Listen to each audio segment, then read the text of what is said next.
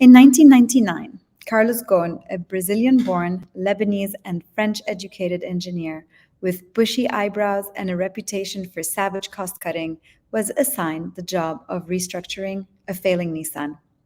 5 years later, in 2004, Japan's Emperor Akihito awarded Carlos Ghosn, then the president and CEO of Nissan Motor, a blue ribbon medal for his extraordinary contributions, making him the first foreign business leader to receive the honor. 14 years after that, 2018, Ghosn was arrested at Tokyo International Airport on allegations of under-reporting his salary and gross misuse of company assets. And a couple of months prior to this recording, Carlos Ghosn sued Nissan for $1 billion. The lawsuit accuses Nissan, along with two other companies and 12 named individuals, of crimes including defamation, slander, libel, and the fabrication of material evidence. This is the story of the rise and fall of a giant.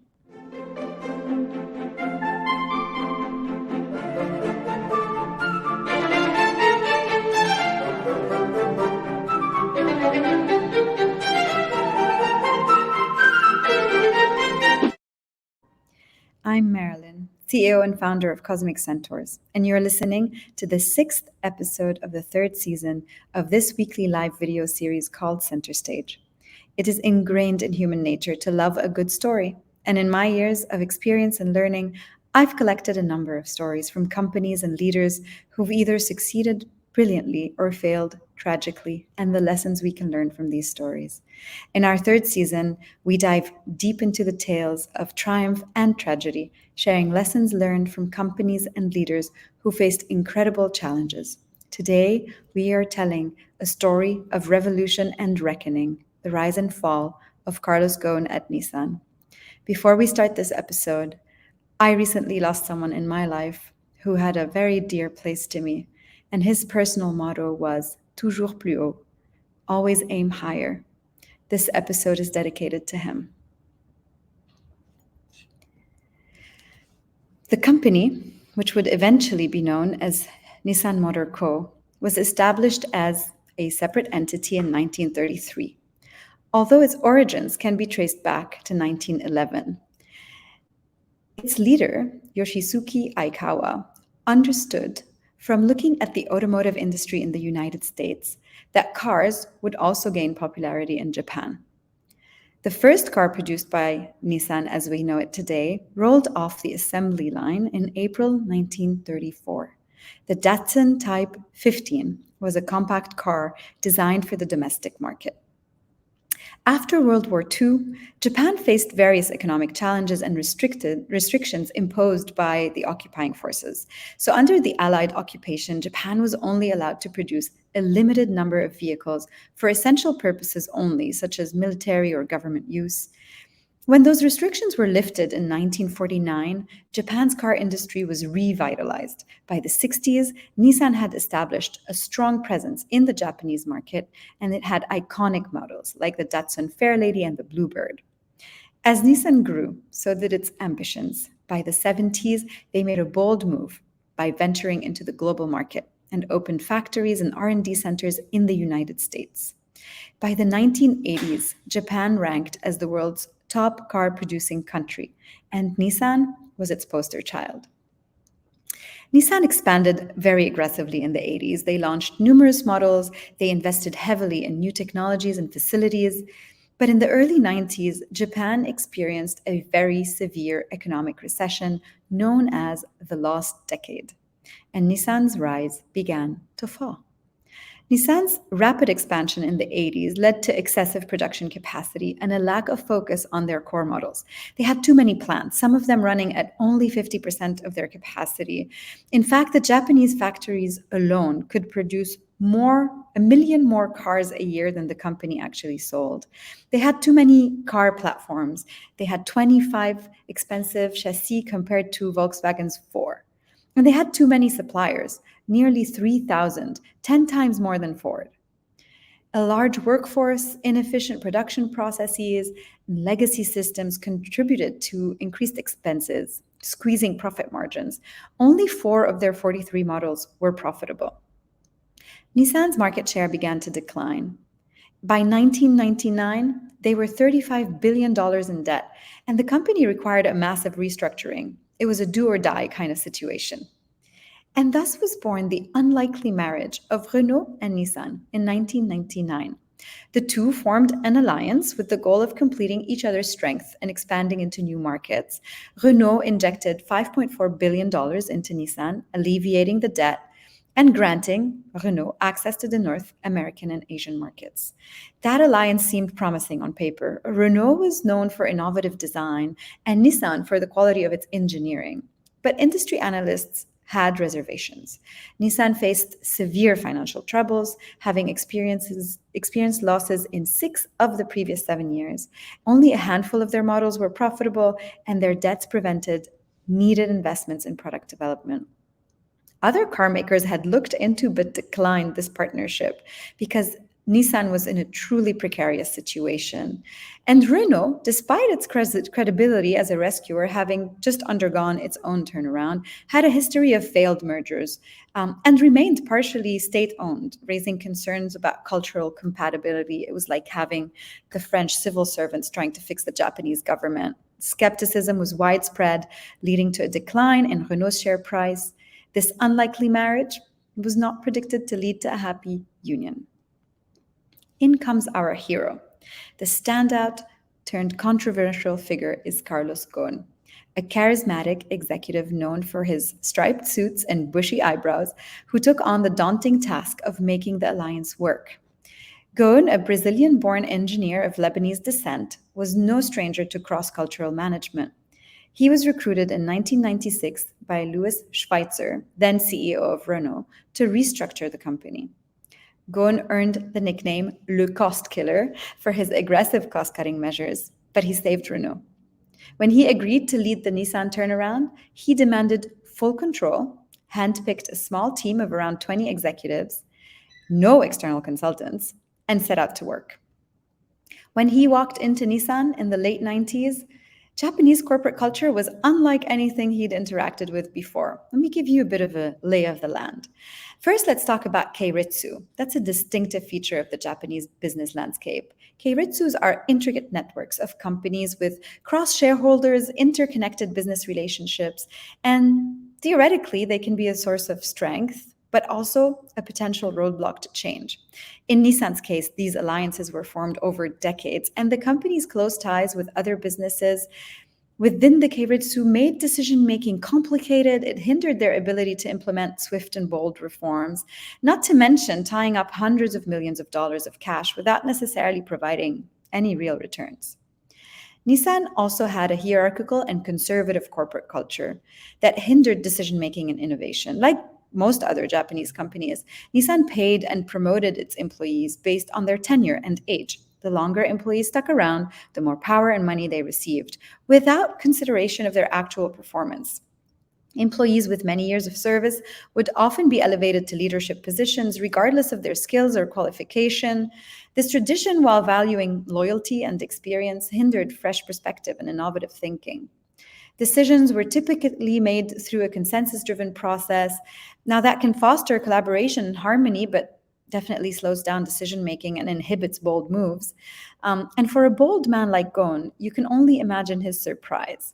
In a consensus-based environment, it becomes crucial to gain the approval of multiple stakeholders before taking action, making it challenging for Nissan to respond quickly to the market changes and the new realities they were faced with. Ghosn was already quadrilingual, speaking English, Arabic, French, and Portuguese. And in addition to interpreting all the nuances of the Japanese business landscape, he had one more language barrier. The official language of the company was Japanese. This meant that Nissan faced communication challenges when collaborating with international partners and navigating global markets. So against this backdrop, Carlos Ghosn arrives at Nissan, armed with a bold vision, a determination to revive the automaker. Carlos would need to navigate the complexity of keiretsu, the entrenched seniority-based system, foster a culture of decisive decision-making, and embrace a more international perspective, all while making the necessary strategic changes needed to bring the company back to profitability. So how did he do it? In his own words from an HBR case study, he says, "It was an almost extremely delicate situation. In corporate turnarounds, particularly those related to mergers or alliances, success is not simply a matter of making fundamental changes to a company's organization and operations. You also have to protect the company's identity and the self-esteem of its people. These two goals, making changes and safeguarding identity, can easily come into conflict. Pursuing them both entails a difficult and sometimes precarious balancing act. That was particularly true in this case. I, as in Ghosn, was after all an outsider, non-Nissan, non-Japanese, and was initially met with skepticism by the company's managers and employees. I knew that if I tried to dictate changes from above, the effort would backfire, undermining morale and productivity.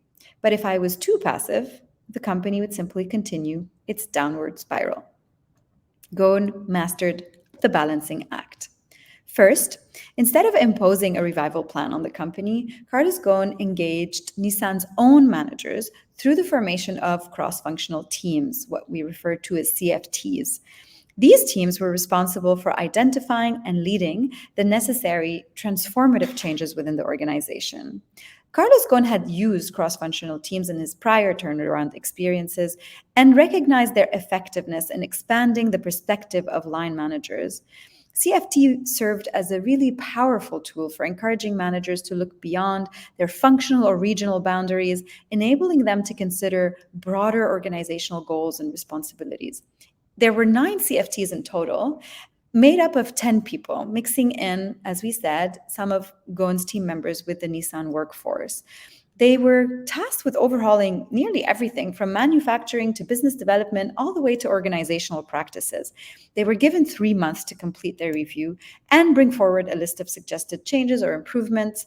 Those improvements were reported into a 9-person executive committee. Now, the CFTs didn't have decision-making power, but they had access to all the information within the organization. Nothing was off limits. And the outcome of that 3-month period led to the development of a comprehensive roadmap for the turnaround, which Ghosn made publicly available in October 1999, which was dubbed the NRP, Nissan Revival Plan. This plan included really harsh changes to the status quo, including plant closures, employee count reductions, about 21,000 people were let go, but it also drew an optimistic plan for the revival of the company, including new models, major investments in the supply chain, and the company. CFTs themselves had sub-teams to help them address specific areas within their control, to help them implement these changes. And in total, about 500 people took part in this process. Certainly a drop in the ocean compared to the more than 120,000 employees in Nissan, but enough to address issues with both depth and swiftness. The leaders of each CFT were handpicked by Ghosn. He saw them as the successors of the current leadership team. Second, Renault, as a partner, consistently maintained sensitivity toward Nissan's culture. This approach allowed Nissan the space, the autonomy to develop a new corporate culture that drew upon the strength of Japan's national culture. The aim there was to create a harmonious blend of cultural elements that would support Nissan's transformation and facilitate its success under the alliance. Ghosn knew that a successful corporate culture leverages the productive elements inherent in a nation's culture. And he reassured Nissan workers that the company would remain Japanese. In the case of Nissan, this meant harnessing the distinctive blend of Japanese culture, encompassing both a strong competitive drive and a deep sense of community and loyalty. This combination played a pivotal role in Nissan's ability to thrive and achieve its objectives. Renault's alliance with Nissan positioned them as equals from day one, and Renault never sought to exploit its bargaining power over the Japanese firm. Over time, both organizations learned from one another. But at the same time, while being sensitive to all of this, Ghosn wasn't afraid to make the necessary changes. He dismantled the Keiretsu system, which was completely controversial and actually opened the doors for other Japanese companies to follow suit in the years after that. He reduced the board from 37 to 10 members. He set a compensation system based on performance and ensuring that senior team members had very clear operational responsibility, and he changed the official language of the organization to English. Recognizing the need for clear and consistent communication, Ghosn went further, and I really love this example. He understood that even if the language was English, certain keywords were interpreted differently by various cultures and individuals. So, in order to address this, he assigned a team to create a dictionary of essential terms. This dictionary had about 100 words in it, and it provided explicit definition for very important terms like commitment, authority, objectives, transparency, and targets. The aim was to establish a shared understanding and promote effective communication across the organization. Ghosn knew exactly how to rethink and nudge the organizational system to remove friction and create alignment. Within a couple of years, Nissan confirmed meeting all of their NRP targets, 1 full year ahead of schedule. Operating margins tripled from 1.4 to 4.75% ahead of schedule. His leadership brought a clear focus, restructuring mindsets and empowering middle managers to drive change within Nissan. Because he was an outsider, that allowed him to take bold measures that Japanese managers might not have been able to take. Employees felt that the challenges they faced were surmountable under his leadership. And 5 years after taking over, Japan's Emperor Akihito awarded Carlos Ghosn, then the president and CEO of Nissan Motor, a Blue Ribbon Medal for his extraordinary contributions, making him the first foreign business leaders to receive the honor. Now, as we know, 14 years later, Ghosn is arrested at Tokyo International Airport on allegations of underreporting his salary and gross misuse of company assets. What happened? Let's go all the way back to 2005. So, after the successful turnaround of Nissan, Ghosn is appointed as CEO of Renault, further solidifying the future of the Renault-Nissan alliance with a shared leader. Now, that is controversial in many ways. There are very few CEOs who can successfully lead large organizations, two of them. Ghosn himself had said that no CEO should remain CEO for more than 5 years, and yet here he was remaining the CEO of Nissan Alliance, claiming that he hadn't found relevant successor and taking over Renault, signaling perhaps that the alliance was destined for more of a merger or more, closeness between the two companies. And I'm not sure that everybody appreciated that. Other things happened around that time. In 2008, the global economic crisis wreaked havoc on so many industries, and the automobile sector, of course, took a severe hit. Both Renault and Nissan, being prominent players in the industry, faced significant challenges. On the other side of the ocean, in 2009, General Motors filed for bankruptcy as part of a government-led restructuring plan to rescue the company from collapse. The United States government, under President Barack Obama's administration, played a big role in providing financial assistance, but also overseeing the restructuring process. They reached out to Ghosn as a potential candidate to lead General Motors through this restructuring phase, offering him double his salary to take on the challenge, but he declined. This moment was pivotal, though, because it gave Ghosn a sense of how important he had become. That same year, Louis Schweitzer, now chairman of Renault, the guy who hired Ghosn in the first place, stepped down as the chairman of the board of Renault. And that was a pivotal transition in leadership, too. Ghosn is, of course, the figure that is credited and publicly, lauded for the accomplishments of the Nissan turnaround. But both the chairmen of Nissan and Renault at the time also played a pivotal role, forming a kind of trio in that early leadership piece. And Louis Schweitzer no longer being there certainly must have changed things for Ghosn in a significant way. And in 2010, Ghosn's life took a toll when he began the proceedings of a high-profile divorce. So now here he is, the head of two major automotive giants, wielding immense power and influence. Some would argue that this unparalleled power and the challenges of managing both global companies simultaneously led to him being detached from the front line. Ghosn was a great manager, a great executor, and he was very close to the front line. He was very close to the managers. And With these two big roles, it kind of felt like he had stepped out of that, way of leading. It compromised his decision-making abilities to some degree. It led to potentially an inflated self-image and an aura of invincibility.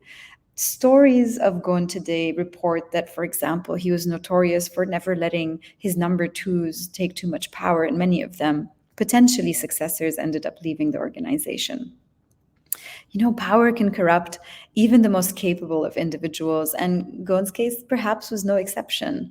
The once revered leader started projecting what you could describe as narcissistic or psychopathic tendencies, considering himself above the rules.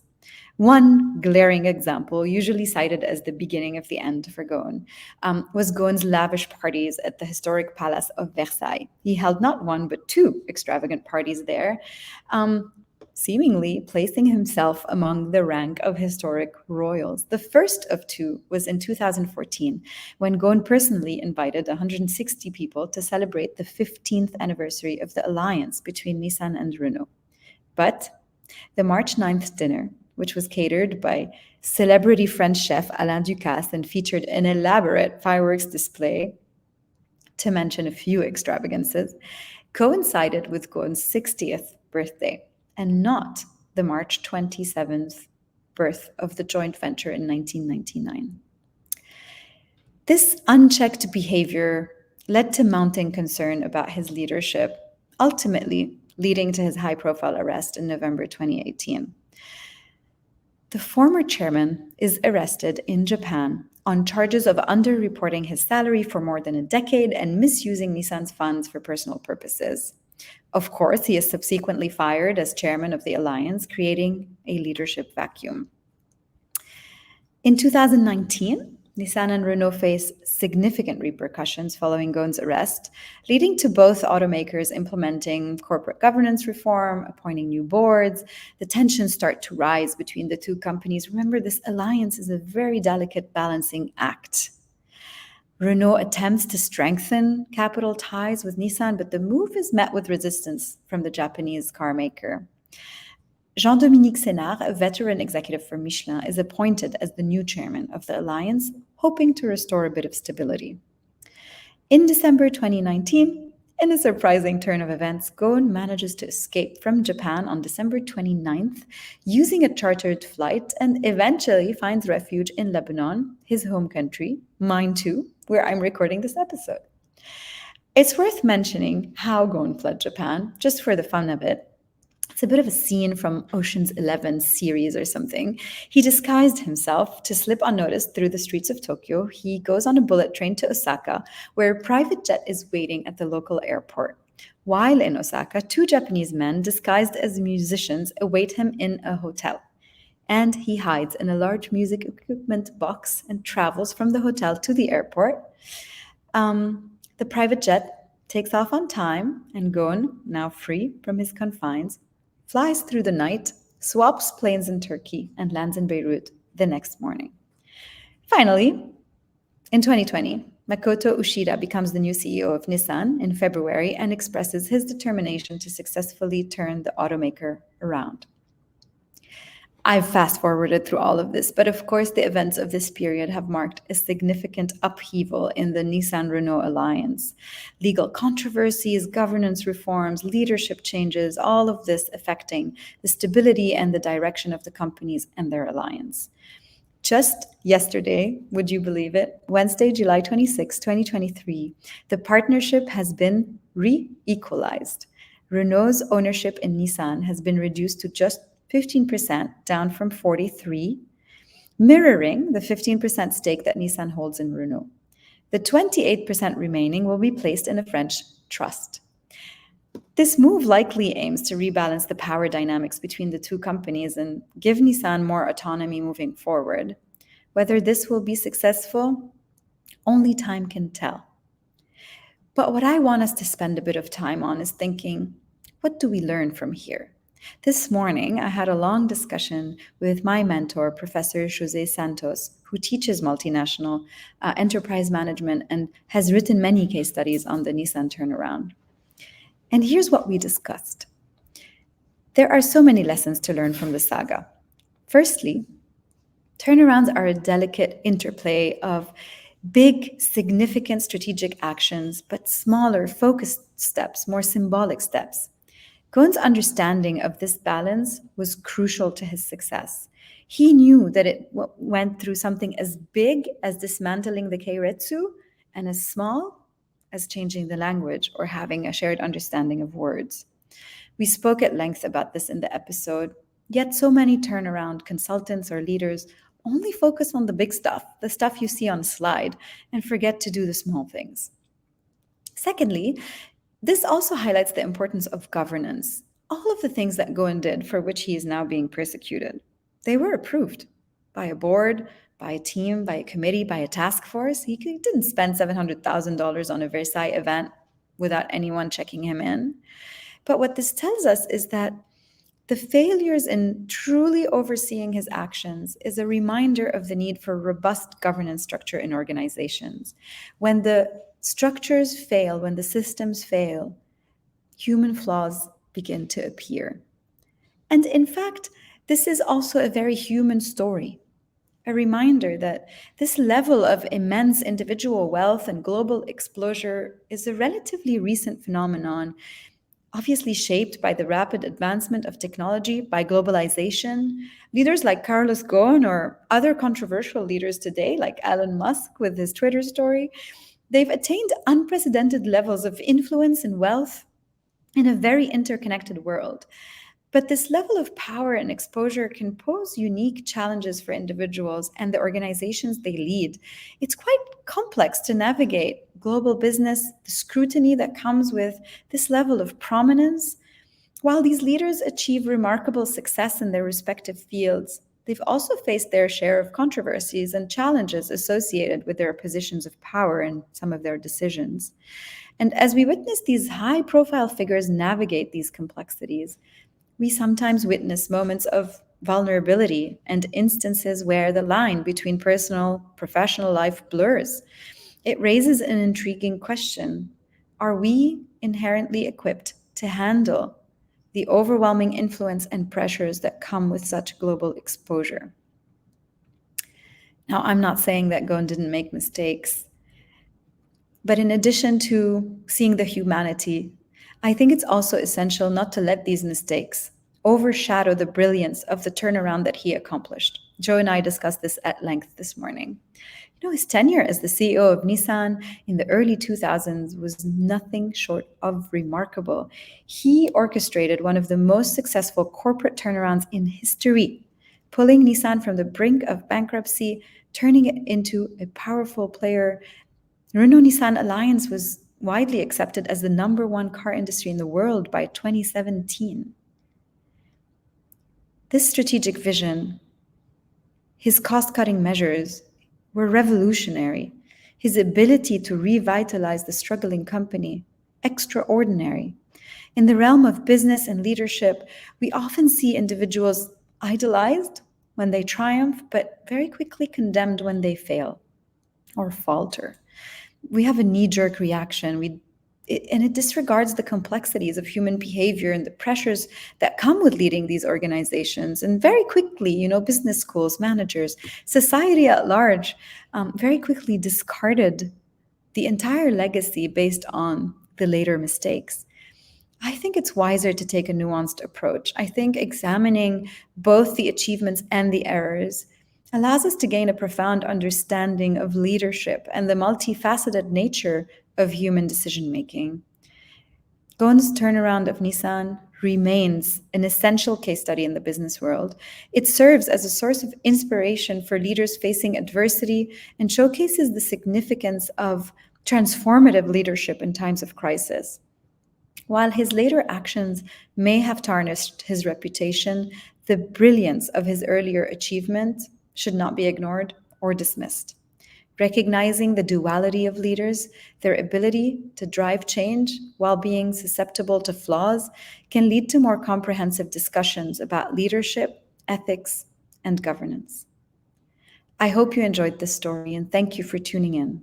I'm Marilyn Zachauer, and you are listening to Center Stage Season 3, where I share with you the challenges, leaders face and how they address them to inspire you to make better decisions about your own organization. Our team at Cosmic Centaurs always posts articles about employee experience, strategy execution, leadership, the future of work on cosmiccentaurs.com, as well as on our social channels. Please follow us and sign up to our newsletter. The link is in the comments section or in the show notes. Join me again next week as we explore taking the film out of Fujifilm.